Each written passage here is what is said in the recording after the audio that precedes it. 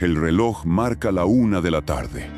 El aire en la guarida del lobo, en las profundidades de un bosque en Prusia Oriental, es pesado, una mezcla opresiva de calor de verano y la tensión latente de un Estado Mayor en guerra. La reunión ya ha comenzado, pero su verdadero propósito está a punto de llegar, tarde y a bordo de un avión militar. Desde la cabina, el coronel Klaus Schenk von Stauffenberg observa el paisaje verde y frondoso que se extiende por debajo. Un parche en el ojo izquierdo, la mano izquierda sin dedos y el muñón del brazo derecho lo distinguen, medallas invisibles de un pasado en África que lo marcó para siempre. Pero las heridas más profundas no son visibles. Son las de un soldado que juró lealtad a un ideal y ha visto ese ideal transformarse en un monstruo. Su mente no está en el informe militar que debe presentar, sino en la pesada maleta que reposa a sus pies, un objeto insignificante y ordinario que contiene el destino de un continente. A toda prisa desciende del avión y se sube a un coche, donde un chofer lo espera. El viaje hasta el búnker es corto, pero el tiempo parece estirarse. La adrenalina de su propósito lo inunda todo. Cada segundo es un tormento, un recordatorio de que un pequeño error podría costarle la vida y, lo que es más importante, la de todos aquellos que, como él, arriesgan todo para detener la locura que se ha apoderado de Alemania. Llega al búnker, la pesada maleta en la mano. Lo saludan y lo escoltan por los pasillos oscuros. Sus pasos resuenan con la solemnidad de un último camino. El calor dentro es sofocante, pero Stauffenberg ni lo nota.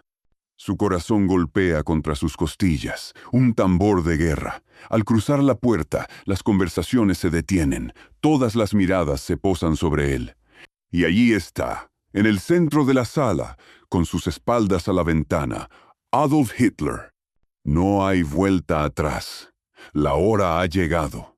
El hombre con la maleta se encuentra cara a cara con el hombre que debe morir. Y todo el peso de un futuro posible pende de un simple maletín. No hay mejor forma de entender el presente que conociendo el pasado. Para comprender por qué un oficial de alta cuna, con una carrera militar brillante y leal al ejército alemán, llegó a este punto de no retorno, debemos retroceder en el tiempo. Klaus Schenk von Stauffenberg provenía de la aristocracia bávara, una familia de profundas raíces católicas y tradición monárquica. Era un hombre culto y de principios firmes, que desde joven abrazó la carrera de las armas, ingresando al ejército a la temprana edad de 19 años. Sus primeras misiones lo llevaron a la invasión de Polonia en 1939 y la campaña de Francia al año siguiente. Era un militar nato, metódico y audaz, y su ascenso fue meteórico, siempre un paso adelante, demostrando valentía y una capacidad táctica admirable. Pero mientras su carrera florecía, su fe en el régimen que servía se desmoronaba. Al principio, como muchos otros alemanes, Stauffenberg había visto en los primeros años del nazismo una fuerza para restaurar la disciplina y el orgullo nacional, dañados tras la Primera Guerra Mundial. Sin embargo, a medida que la ideología del partido se radicalizaba, se percató de la brutalidad que se escondía detrás de la propaganda. El antisemitismo, que alguna vez le pareció una retórica exagerada, se transformó en una persecución sistemática y despiadada. A medida que avanzaba la guerra, las atrocidades del régimen se volvían cada vez más evidentes y más personales. Los informes sobre el Holocausto llegaban a sus oídos. Un pariente suyo fue arrestado por oponerse abiertamente al partido. Los valores que le habían sido inculcados de niño de honor y moralidad chocaban de forma violenta con la barbarie del Tercer Reich. Ya no se trataba de una guerra patriótica, sino de un plan de exterminio que deshonraba todo por lo que él había luchado. En el norte de África, durante la campaña de Túnez, la brutalidad de la guerra se le presentó de manera visceral.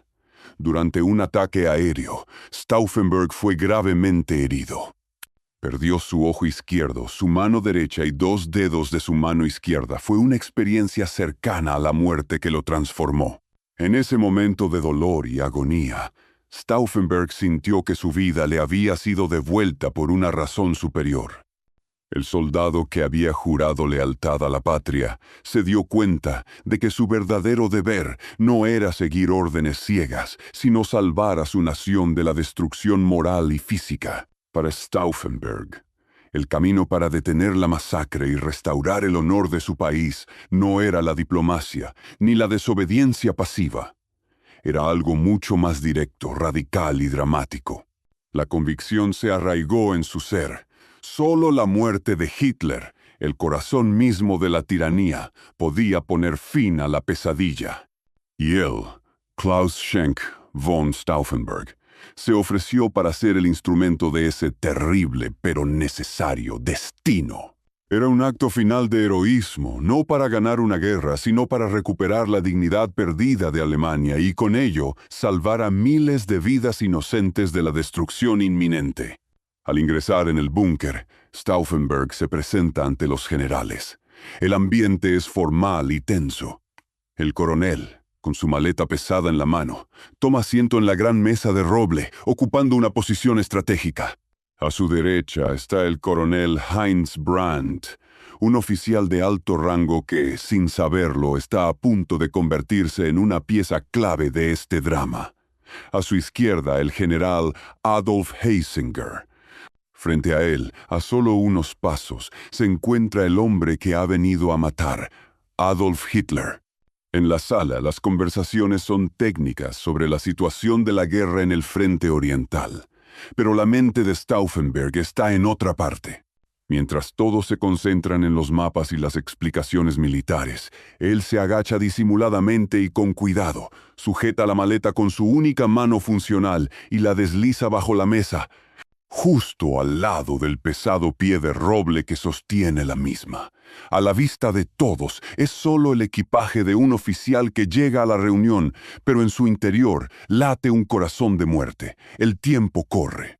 Stauffenberg sabe que en menos de 10 minutos, la bomba de 2 libras de explosivo plástico, con su fusible de ácido ya activado, detonará, convirtiendo la sala en un infierno de fragmentos de madera y metal. El plan es sencillo. Una vez colocada la bomba, él saldría de la sala argumentando una llamada telefónica urgente.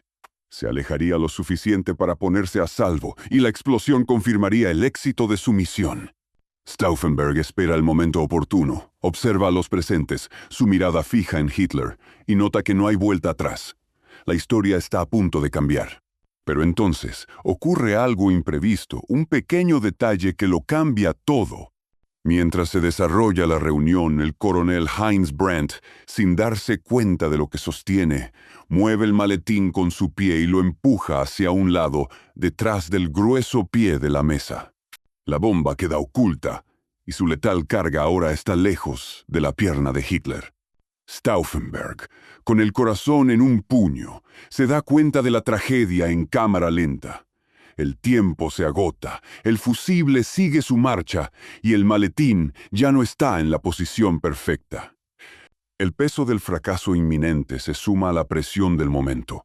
El destino de miles de vidas inocentes pende de un hilo, de un simple e insignificante movimiento del pie de un hombre. Con el reloj marcando cada segundo de manera implacable, Stauffenberg se da cuenta de que no puede recuperar la maleta. No hay tiempo. Si trata de moverla de nuevo, levantará sospechas y el plan fracasará antes de empezar. El nerviosismo de la situación, el calor opresivo de la sala y las miradas de los demás oficiales le pesan en la espalda, pero el coronel mantiene la calma. Sabe que si quiere salvar a Alemania no puede fallar. Se pone de pie, interrumpiendo un monólogo del mariscal de campo Wilhelm Keitel. Con voz firme pero tensa, anuncia que debe atender una llamada telefónica urgente. Los demás oficiales, absortos en la discusión de la situación del frente de guerra, apenas le prestan atención. Es una excusa común en esos días, en los que las comunicaciones eran constantes. Stauffenberg, en un acto de pura audacia, deja la sala y se une a su ayudante, el teniente Werner von Haeften, quien ha estado esperando afuera. Se apresuran a cruzar la densa vegetación del bosque que rodea la guarida del lobo. Ambos se meten en el coche que los espera y el conductor enciende el motor. Mientras el vehículo se aleja del búnker, a la distancia, se oye un rugido, una explosión ensordecedora. La tierra tiembla bajo las ruedas del vehículo y en el aire se levanta una columna de humo y escombros. Es el sonido de la historia, cambiando de rumbo. Es el sonido de la esperanza. El plan ha funcionado. La bomba ha explotado. En el asiento trasero, Stauffenberg y Haeften se miran. Una sonrisa de alivio y triunfo ilumina el rostro del coronel. A pesar de su terrible destino de ser un hombre marcado por la guerra, la fe de que ha hecho lo correcto es todo lo que necesita. No hay un solo instante de arrepentimiento. Las dudas que lo atormentaron en los últimos minutos han desaparecido. Stauffenberg cree, con total convicción, que el monstruo ha sido vencido y la pesadilla ha terminado. El dictador más infame de la historia ha caído. El vehículo sigue alejándose, pero el corazón de Stauffenberg sigue en la base militar. En su mente, ya no es un soldado fugitivo, sino un héroe que ha liberado a su patria de una tiranía que la llevaba a la destrucción. El viaje de regreso a Berlín es un viaje hacia la victoria, hacia una Alemania libre. La primera parte de la misión ha sido cumplida y ahora es momento de hacer que la Operación Valquiria se haga realidad, de tomar el control del gobierno y poner fin a la guerra. El camino a la guarida del lobo no había sido el primero.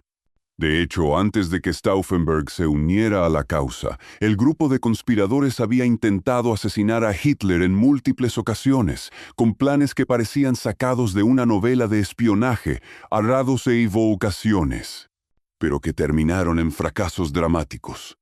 El primer intento de gran escala, conocido por los conspiradores como el Plan A, fue ideado por el general Henning von Tresckow, la mente maestra y el corazón de la resistencia alemana. Su plan era audaz y relativamente simple, diseñado para ser ejecutado el 13 de marzo de 1943 durante la visita de Hitler a Smolensk en el Frente Oriental. La estrategia consistía en aprovechar el vuelo de regreso de Hitler a Berlín. Tresckow consiguió una caja de licor francés, una botella de coñac que le sirvió como señuelo perfecto. En el interior de la botella, escondió una bomba de fabricación británica con un detonador químico. La bomba era pequeña y parecía inofensiva, pero tenía el poder de derribar un avión en pleno vuelo. Tresckow se acercó al coronel Heinz Brandt, quien era parte del séquito de Hitler, y le pidió que le hiciera un favor. Le dijo que había perdido una apuesta con un amigo y que le había prometido una botella del mejor coñac francés. Le suplicó a Brandt que llevara la caja en el avión de Hitler para entregársela a su amigo en Berlín, el general Helmut Stief. Brandt, sin saberlo, aceptó de buena gana, sin sospechar que el regalo que llevaba era en realidad una sentencia de muerte. El plan de Tresckow era que la bomba explotara en algún momento durante el vuelo de 45 minutos, matando a Hitler y a todos sus acompañantes. Sin embargo, el destino tenía otros planes. La caja nunca llegó a su destino. Para el horror de los conspiradores, la bomba nunca explotó. Cuando el intento de Tresckow con el coñac fracasó, la moral de los conspiradores cayó a un punto bajo, pero la determinación de los hombres de la resistencia, en su mayoría militares, era inquebrantable. El fracaso no fue el final del camino, sino un recordatorio de que tenían que ser más ingeniosos y, si fuera necesario, más valientes. El siguiente en ofrecerse como voluntario para una misión suicida fue el teniente coronel Rudolf Christoph von Gersdorf. El plan B era tan directo como letal. Gersdorf sabía que Hitler iba a dar un tour por el Seuhaus, el arsenal de Berlín, una de las armerías más grandes de Alemania, en una exhibición que honraría a los soldados caídos en la guerra. El tour tendría lugar el 21 de marzo de 1943, solo unos días después del fallido atentado de Tresckow. La misión de Gersdorf era simple: llevar una bomba de mano con un detonador de 10 minutos escondida en el bolsillo de su abrigo. Una vez que se acercara a Hitler, activaría el detonador y se inmolaría junto al dictador. El día de la exhibición, Gersdorff se encontraba en una de las salas del arsenal, esperando la llegada de Hitler. Con el corazón latiéndole con fuerza, activó el detonador y la cuenta regresiva comenzó. El sonido sordo del mecanismo de la bomba se convirtió en la banda sonora de la espera. El coronel se colocó al lado de Hitler, esperando el momento de la verdad, mientras el dictador caminaba por los pasillos llenos de reliquias de guerra. 10 minutos era el tiempo perfecto para estar a solas con el Führer. Pero una vez más, la suerte intervino a favor del dictador. Hitler, impaciente y sin interés en el tour, aceleró el paso. Para el horror de Gersdorff, el tour, que debía durar al menos media hora, terminó en menos de 6 minutos. El grupo se dirigió a la salida, y el teniente coronel se encontró en la peor de las situaciones, con una bomba a punto de explotar en su bolsillo y sin el objetivo a la vista. En un acto desesperado por salvar su vida, Gersdorff corrió a un baño público, se encerró en una cabina y en un instante de pánico y adrenalina pura consiguió arrancar el fusible de la bomba. La tragedia inminente se convirtió en un suspiro de alivio, pero el fracaso fue un golpe devastador. A pesar de los fracasos, el grupo de conspiradores no se rindió.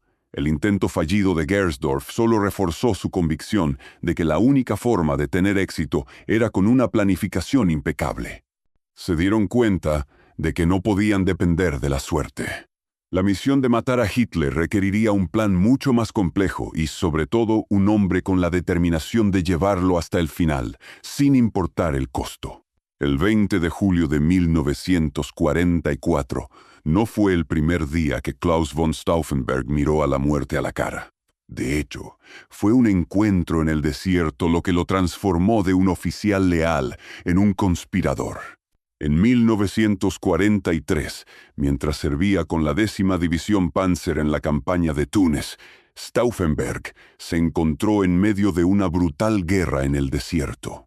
Durante un ataque aéreo de la Fuerza Aérea Británica, una bomba impactó cerca de su vehículo. La explosión lo lanzó por los aires y la metralla lo hirió de gravedad. La sangre empapó su uniforme y el dolor lo dejó al borde de la inconsciencia. El mundo se volvió un torbellino de agonía. Cuando despertó en un hospital militar, lo primero que notó fue la oscuridad de su ojo izquierdo. Lo había perdido.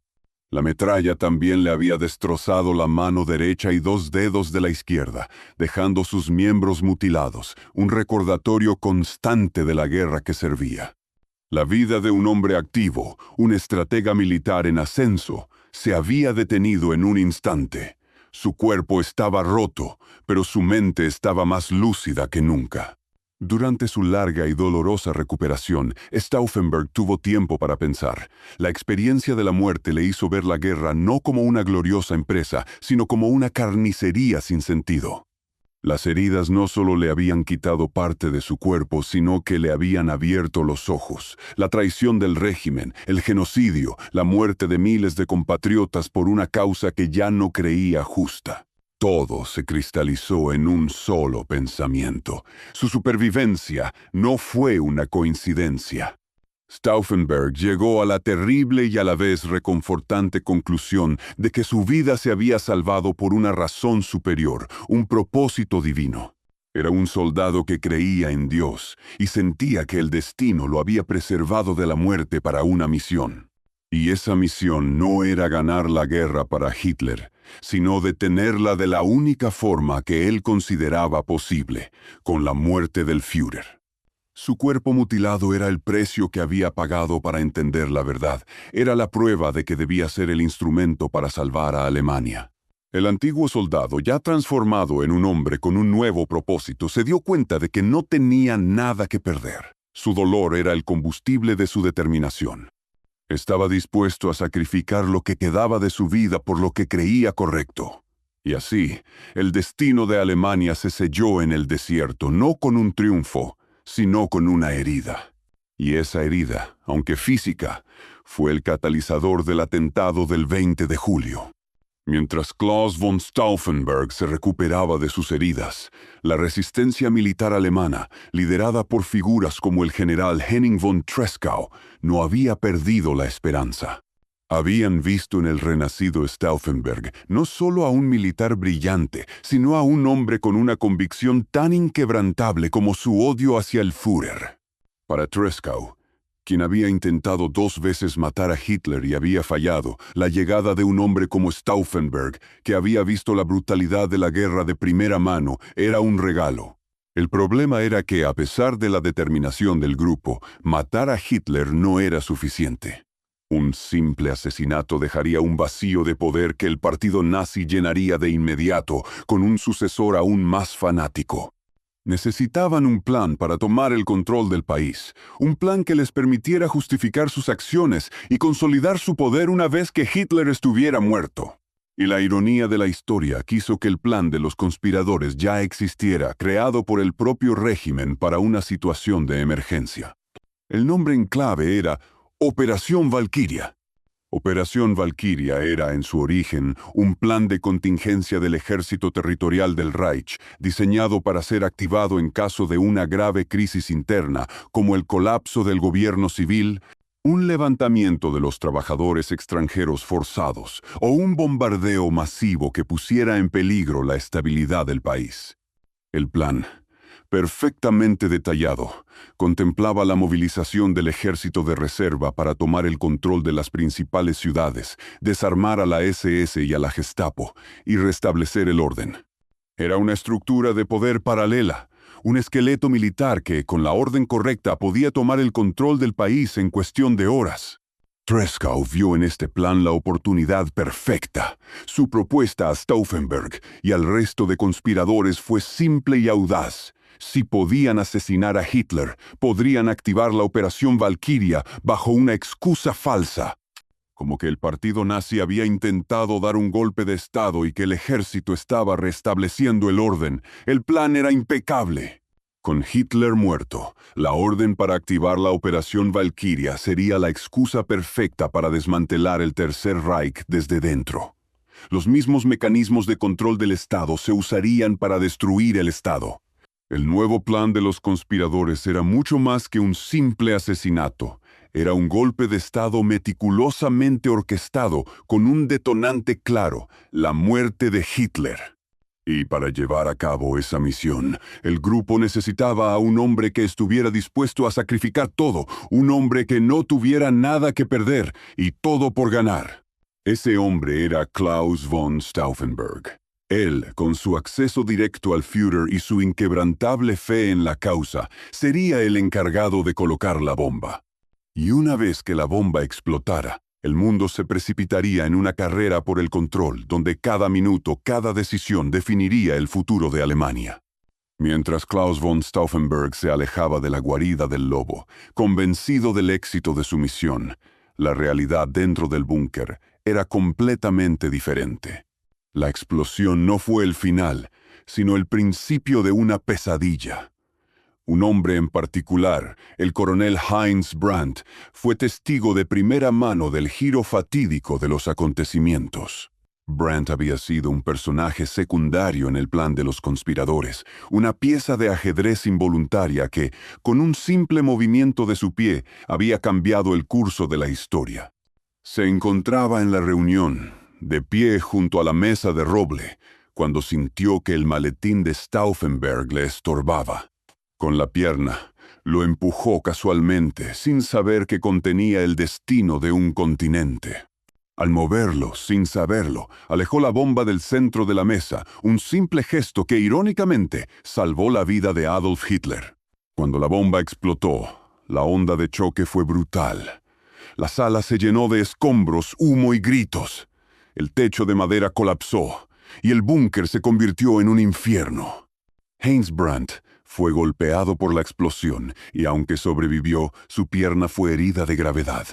En medio de la confusión, el dolor y la devastación, vio la figura del Führer. Hitler estaba cubierto de polvo y escombros, su uniforme hecho jirones, el cabello chamuscado y el tímpano de su oído reventado. Pero estaba vivo. La visión, que debía ser un alivio, fue para Brandt el inicio de una oscura sospecha. A medida que el polvo se asentaba, Brandt comenzó a conectar los puntos. El coronel Stauffenberg, quien había llegado tarde a la reunión con un pesado maletín, se había marchado del búnker poco antes de la explosión con la excusa de una llamada telefónica. El maletín ya no estaba. Brandt recordó haberlo movido con el pie y se dio cuenta, con un terror creciente, de que el objeto que había apartado de su camino era el mismo que acababa de explotar.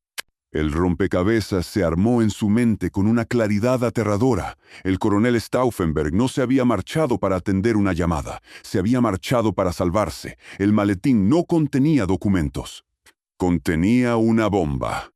El destino de Heinz Brandt fue trágico pero irónico. A pesar de haber salvado la vida de Hitler, el coronel murió en el hospital al día siguiente debido a las heridas de la explosión. No pudo ver cómo sus sospechas se confirmaban, ni el fracaso del golpe de Estado que él, sin querer, había ayudado a frustrar. El viaje de regreso a Berlín se sintió como un triunfo.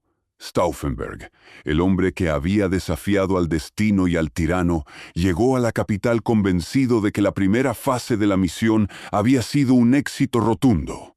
El búnker había explotado. La lógica militar no dejaba lugar a dudas. Nadie podía haber sobrevivido a esa explosión.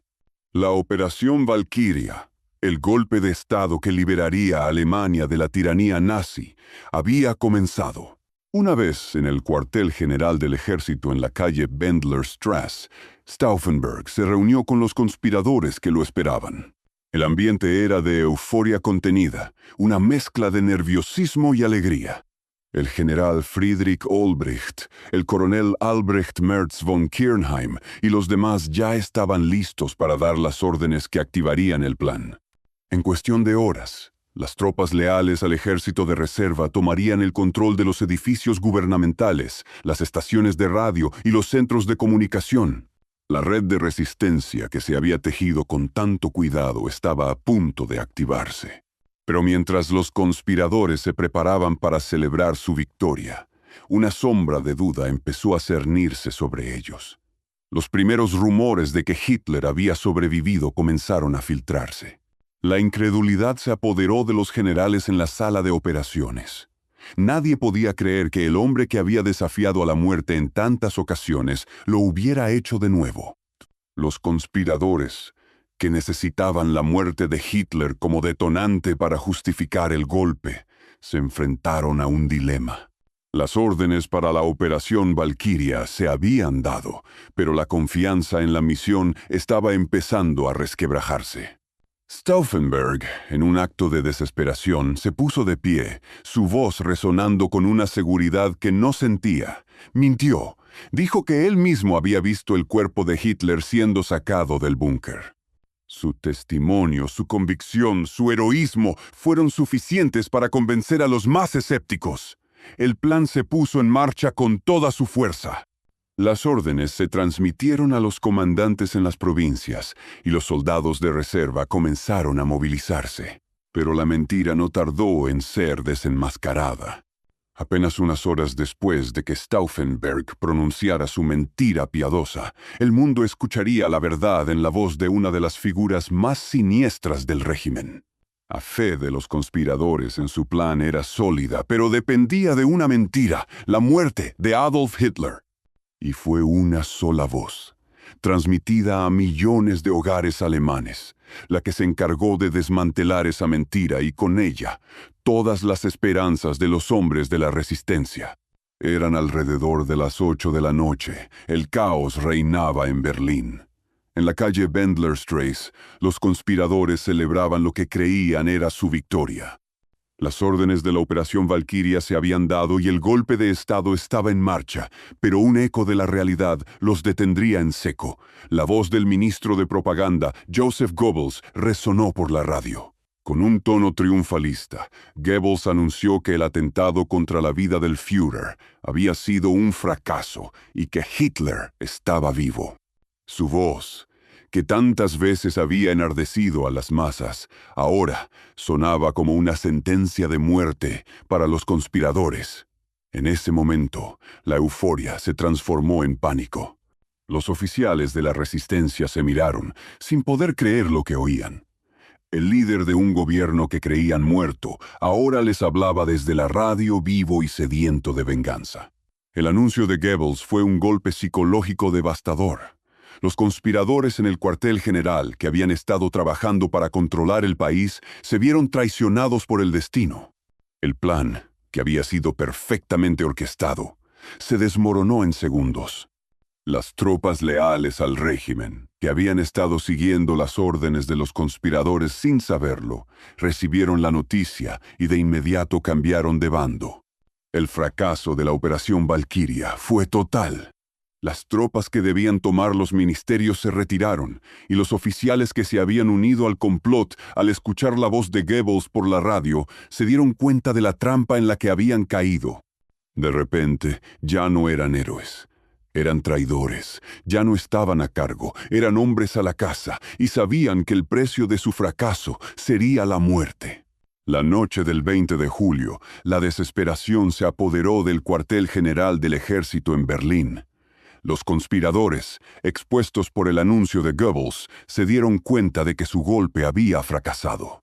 El caos que había comenzado con la esperanza de la libertad ahora se transformaba en el miedo a una muerte segura. Las tropas leales al régimen, enteradas del engaño, asaltaron el edificio de la Wendelstraße. Para Klaus von Stauffenberg, la traición del destino fue total. El hombre que había desafiado a la muerte en un intento por salvar a su patria, se encontraba en la misma situación que sus antecesores, un fracaso. El comandante del ejército de reserva, el general Friedrich Fromm, que en el pasado había simpatizado con los conspiradores, decidió salvar su propia piel. Vio la oportunidad perfecta para encubrir su participación y, en un acto de cobardía, se puso del lado de los nazis, traicionando a sus antiguos aliados. Stauffenberg fue herido durante el asalto y luego arrestado. El general Fromm, en un juicio sumario y sin pruebas, lo condenó a muerte junto con los demás conspiradores. El veredicto fue rápido, la sentencia brutal. No hubo tiempo para la clemencia ni para un juicio justo. Era una ejecución, un intento desesperado de borrar la evidencia del complot. En los minutos finales de su vida, la voz de Stauffenberg resonó por última vez. Mientras se paraba ante el pelotón de fusilamiento, un oficial del ejército que había luchado con honor, el coronel pronunció sus últimas palabras. Con la mirada fija en el cielo oscuro, asumió toda la responsabilidad para que nadie más fuera culpado y con el mismo coraje que lo había llevado a poner una bomba bajo la mesa de Hitler, gritó: ¡Viva la sagrada Alemania! Su grito fue silenciado por las balas. El último acto de un hombre que había arriesgado todo por lo que creía. El cuerpo de Stauffenberg cayó al suelo y con él se enterró la esperanza de una Alemania libre. El destino de los demás conspiradores fue igual de terrible. En los días que siguieron, miles de personas, incluyendo sus familiares, fueron arrestadas, torturadas y ejecutadas. La venganza del régimen nazi fue brutal y sin piedad. La voz de Stauffenberg fue silenciada por las balas, pero la de Adolf Hitler continuó resonando. El Führer, a pesar de sus heridas, se recuperó. La explosión le causó el reventón del tímpano, pero no detuvo su locura. En lugar de aprender la lección, la supervivencia del Führer solo reforzó su paranoia y su sed de venganza. Los 10 meses que siguieron al atentado del 20 de julio fueron un baño de sangre. Hitler, en su furia, se obsesionó con cazar a los conspiradores y a cualquier persona que sospechara de traición. Se estima que en este tiempo mandó a ejecutar a más de 5.000 personas. La guerra, que se acercaba a su final, se prolongó de forma inútil. La obsesión de Hitler con la victoria total y su negativa a negociar la paz causaron la muerte de al menos 250.000 personas más, incluyendo soldados alemanes, aliados y civiles. El fin de Adolf Hitler no llegó por el heroísmo de los conspiradores. Llegó el 30 de abril de 1945, en la oscuridad de su búnker, cuando el Ejército Rojo de la Unión Soviética ya había entrado en Berlín. Acorralado, sin salida y sin esperanza de victoria, Hitler se quitó la vida. Un final solitario y sin honor. El legado de la Operación Valquiria. Es imposible no pensar en lo que podría haber sido. Si la bomba hubiera matado a Hitler, la guerra en el frente occidental podría haber terminado antes. Cientos de miles de vidas, de soldados y civiles, podrían haberse salvado. La devastación de Alemania y la de Europa no habría alcanzado los niveles catastróficos que se vieron en los últimos meses de la guerra. Y, por supuesto, el mundo se habría librado del monstruo que causó la mayor masacre de la historia. Aunque la Operación Valquiria haya sido un fracaso, su legado perdura como un recordatorio del coraje de unos pocos hombres que se atrevieron a desafiar a una de las dictaduras más brutales de la historia. Fue un acto de heroísmo, una luz en la oscuridad, un grito de «¡Viva la Sagrada Alemania!», que fue silenciado por las balas, pero que nunca será olvidado. Es la historia de un hombre que se sacrificó por su patria y de un plan que, a pesar de no haber cambiado el curso de la historia, sigue siendo un símbolo de resistencia. El relato de Stauffenberg y sus conspiradores nos recuerda que, incluso en los momentos más oscuros, hay quienes se alzan para luchar por la justicia y la dignidad. Aunque el atentado falló, su coraje se convirtió en un símbolo atemporal de resistencia contra la tiranía. Si esta fascinante historia te ha atrapado, no olvides suscribirte para no perderte las próximas narraciones que tenemos preparadas. Cada semana nos adentramos en los momentos más impactantes de la historia, explorando los secretos y los personajes que han dado forma a nuestro mundo. Y a ti, que has escuchado esta historia, cuéntame, ¿conocías todos los detalles de la Operación Valquiria?